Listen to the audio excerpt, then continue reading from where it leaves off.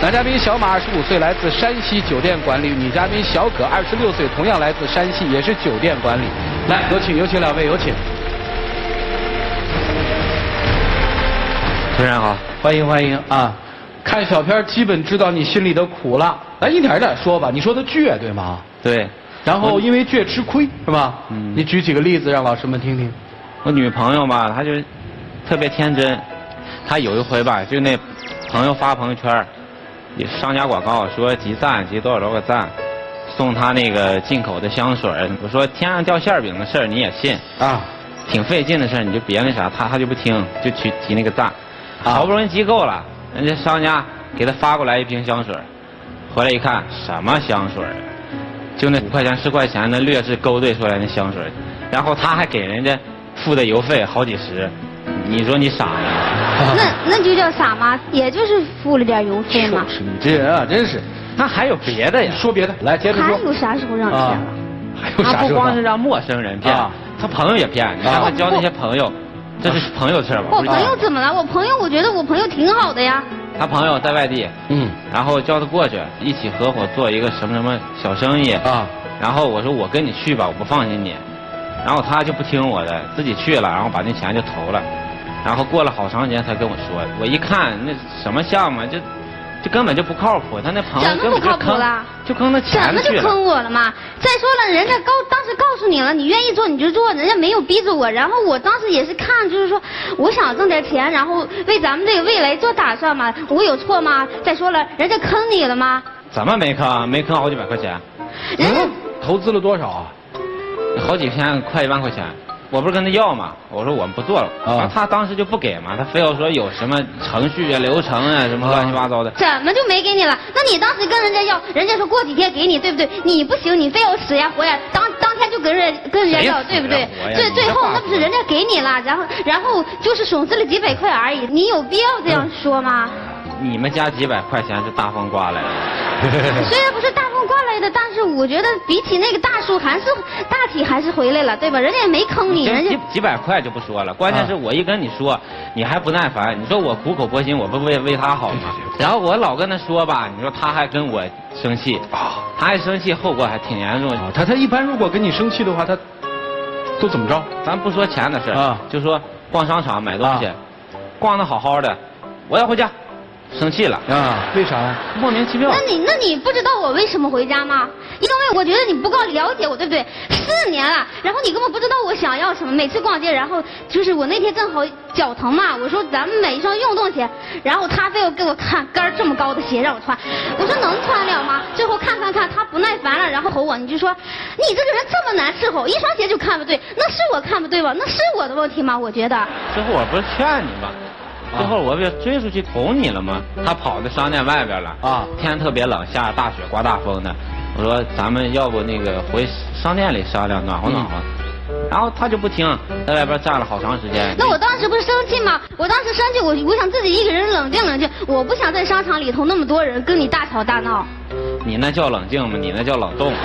主持人，我跟你说，当时那天正在过情人节，对不对？人家好多情侣都出双入对，高高兴兴。然后你就吼我说我很难伺候，我好不容易出来跟你过一个情人节，被你这样吼，我能不生气吗？搁谁不生气？你问我。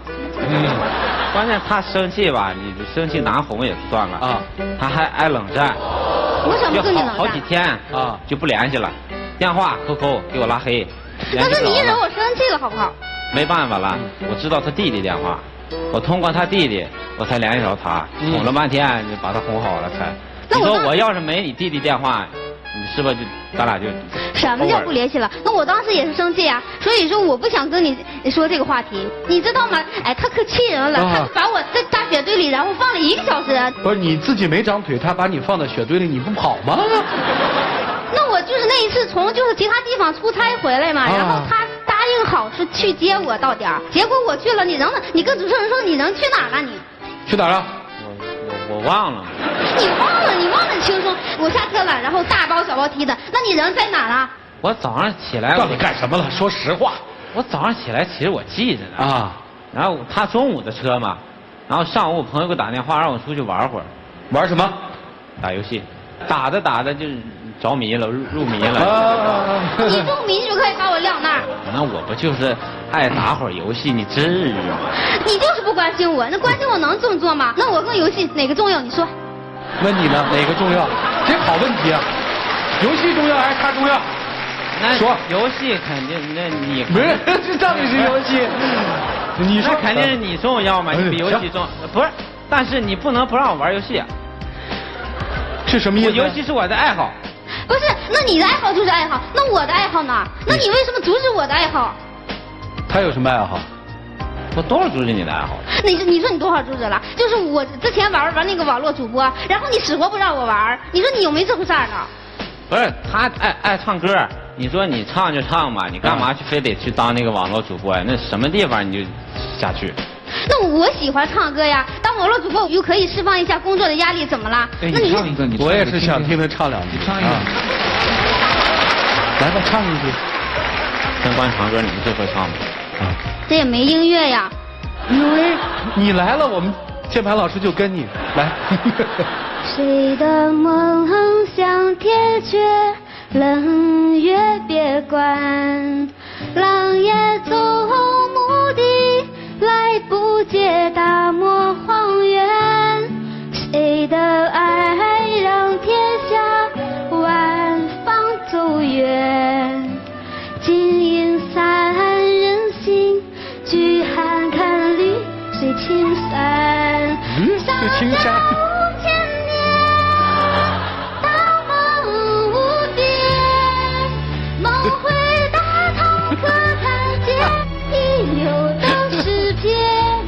唱得好，唱得好。为什么不让人唱呢？关键他傻嘛，这上面那些听他唱歌、看他唱歌那些人，就不管什么乱七八糟的人，人家跟他要 QQ 呀、微信呀、什么联系方式，他都给人家。哦。我是给了，可是我自己也有取舍嘛。我又不是说上去为了那个干什么，但是我就是释放一下压力呀，这有错吗？我不是怕你被骗嘛，你这个是非观比较混淆嘛。我怎么是非观不分了？我再是非不分，我也比你妈妈强呀。你妈妈才叫是非不分吧？哎，怎么说到这转到他妈那儿了呢？不是主持人，我跟你说，我可生气了。他妈妈就是有一次，他道听途说，他说小可是一个跟其他男生搞暧昧关系不清不楚的女孩，逼他跟我分手。那我跟你分了吗？我听了吗？可你当时为我解释过一句吗？解释了，我还没解释怎么解释呢？行了，没事了，小葛，你看。然后他又人没了，又没了啊，又失踪了。你没去找啊？找了半天找不着，之后他弟弟这回也不行了，也不知道了。啊，后来呢？后来没办法了，我找他妈去了。哦。那我妈妈还是告诉你我去哪儿了？我不是像你说的那么夸张，消失的无影无踪。那如果我不告诉我妈妈去哪儿，你能知道我去哪儿了吗？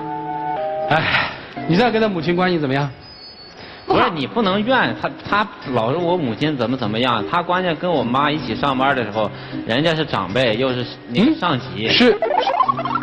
他跟我妈一起上班，一个单位。那我跟你妈一起上班怎么了？不就是上了3个月班吗？然后你妈妈是我的上下级，对，上级。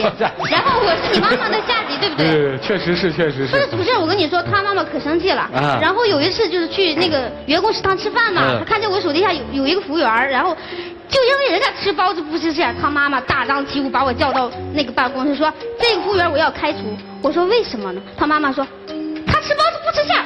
然后我说，那人家吃包子不吃馅的人很多，对不对？咱们不能这样做，其他员工也不服呀。这个理由很牵强。再说人家没犯其他过错，他妈妈说我是上级，你是下级，我说什么你就做什么。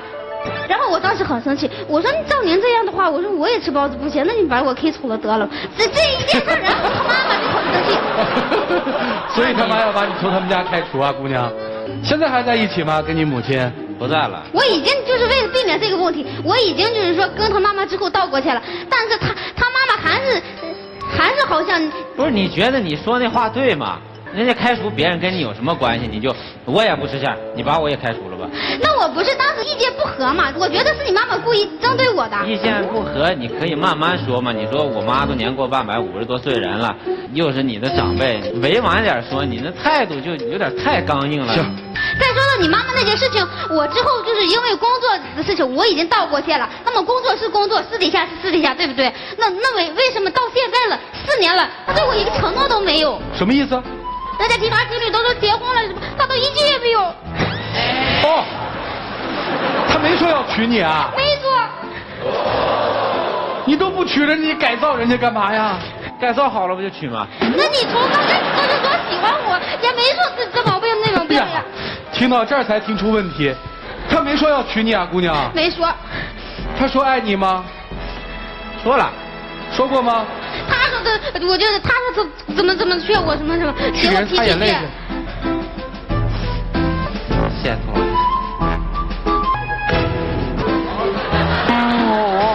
不用擦，我自己擦。我给你擦来。我不用。娶不娶人家？人家问你娶不娶人家？你过去。你得把你的脾气改改。啊？让他改完脾气你才娶是吧？不是，你稍微收敛收敛。你说一个是我妈对吧？啊，你妈这事儿我们听明白。养了我20多年了，我也不能，人家又更年期，你跟她讲道理吧，她也有时候听不进去。更年期怎么了？再说我已经道过歉了，我也和你妈妈之后处的挺好的嘛。我就是除了你妈妈，我和你爸爸也处的挺好的呀。我说你这个，不，我问你，要不要娶人家？想娶，我就是想让他把这个性格稍微收敛。怎么个收敛法？就是我劝他，他多少考虑考虑。我跟他说话，他就是这个耳朵进，这个耳朵出。啊，行，明白了。姑娘，你想嫁他吗？说实话。我们这样，我没法嫁他。你看他都没跟他们家说，然后我也不知道他们家啥意思，对不对？如果说你妈妈真的不同意，那我也不会死缠烂打缠着你啊。你还比他大1岁啊，姑娘。对。你不着急嫁人吗？咋说呢？但是呢，不是你不着急嫁人吗？我不着急，我想找一个合适的，对不对？哎，这个心态好，不合适，谈10年，该分手也分手。对。4年算什么？对不对？该走就走。你看你傻吧？你瞎听。我咋的瞎听了？感情是我俩的，你不知道实情。我不知道实情。啊。你想娶她啊？你没说出来，那你跟他说我要娶你啊。我要娶你，你能不能收敛点？还有条件是吧？啊，他得改，那就是不想娶呗。想。老师傅，你们看怎么办吧？一起进入丘比特问卷。我有一个疑问，你们2个人谁先追求的谁呢？他追的我。你是1次成功吗？追了4次。为什么让他追求你4次才同意呢？不是，因为他刚那个追求我第1次嘛，那时候我也有男朋友呀，我不能脚踏2只船，对不对？然后我拒绝了他，就第2次他追我的时候，然后我失恋了嘛，然后没有从那个上一段感情中走出来，然后也拒绝他了。第3次也是拒绝，第4次嘛，然后我看他挺执着的，然后我就想交往处处看尾。哦，从目测上看你们2人，我觉得挺般配的。你看这个姑娘呢，我觉得你的性格呢非常的直率。对。但是呢，我感觉你跟他在一起，你觉得有一些委屈。他追求了你4次，你终于答应了，但是他没有按照你想象的那种方式来对待你。我觉得他就是对我不上心，然后对我不关心，一直也不跟我提结婚这个事情。然后我家里都问我他什么情况了，然后我也没法回答呀。别哭别哭，那位姑娘别哭，哭解决不了问题。那就是我们刚才说的，他没有按照你期望那种方式来对待你。比如说告白成功了，他应该跟你在接触一段时间之后，给你一个正确的一个名分，但是他没有，对吧？对，没有。所以你心里就有很多的委屈。对。于是呢，你就通过怨气的方式向他去发泄了。小伙子呢，他的心态我个人也比较理解，就是说他也很想娶你，要不他不会追求4次。但是接触一段时间之后呢，你又跟他母亲产生了一些问题，所以他现在就是想娶你，但是可能没有始终下一个决心。我就替他问你，你内心希望跟他在一起吗？希望。如果希望跟他在一起的话，我给你提个醒，你的性格没有问题，但是你的发泄方式、沟通的方式有问题。所以我希望姑娘你能意识到这一点，一个是改善自己的发泄方式，二一个是呢，如果他以后再不有这么明确的表示，其实我个人觉得可以给他一个最后的通牒。如果还是不行的话，那我觉得2个人友好的分开也是很好的一个选择。我刚刚看到的是一场这个爱情保卫战童话版，这个典型的是公主，不过那边呢不是白马王子，而是父皇，处处想管着这个小公主。但是你有没有想过，用批评指责的方式，你只能让对方更坚持他是对的。所以你那些指责，你发现你的女朋友没有一样认为我是错的，所以你所有的指责都以失败告终，只能激起她更多的任性，所以你的方式不对。好了，我们回来说一下公主。如果有一天你到我家或者到一个朋友家里面去，他家里的东西你会随便动吗？不会。不会，对不对？要尊重、礼貌。爱情里面也有很多禁忌，很多地方是不能碰的。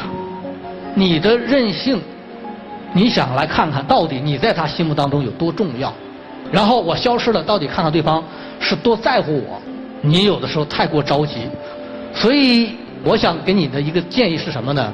爱情是有风险的，任性需谨慎。他不适合你。你的脾气其实挺不错的，你看啊，对前男友是一心一意的，绝对是清清楚楚，然后脾气也非常直率，在场所有的观众都特别喜欢。但是坏就坏在了这个急上面，你需要立竿见影，我的错你要立即原谅我，我的心情你要立刻能够理解，但是你这个脾气急最终会吃亏的。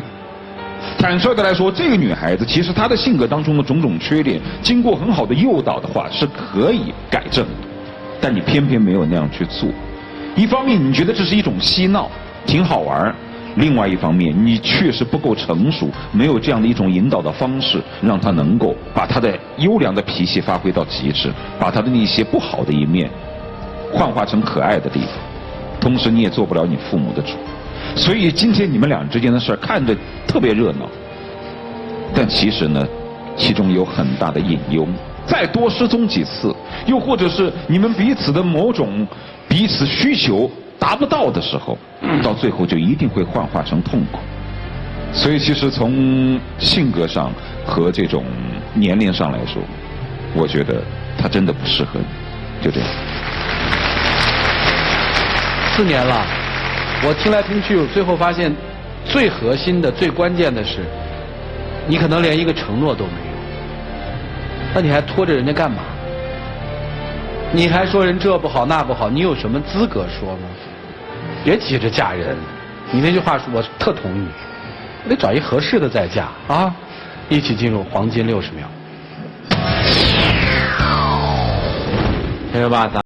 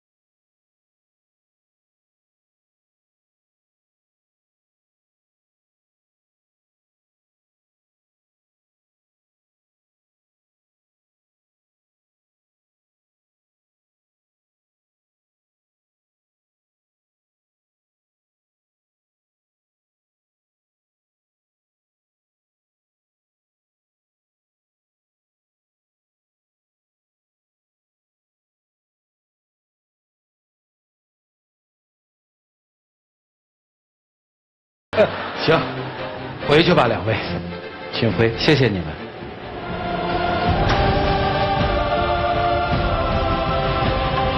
来，请关门。这段4年的情感当中，存在着各种各样的不确定因素，甚至是一些危机。这对年轻人，他们自己会怎么选择呢？请开门。哟。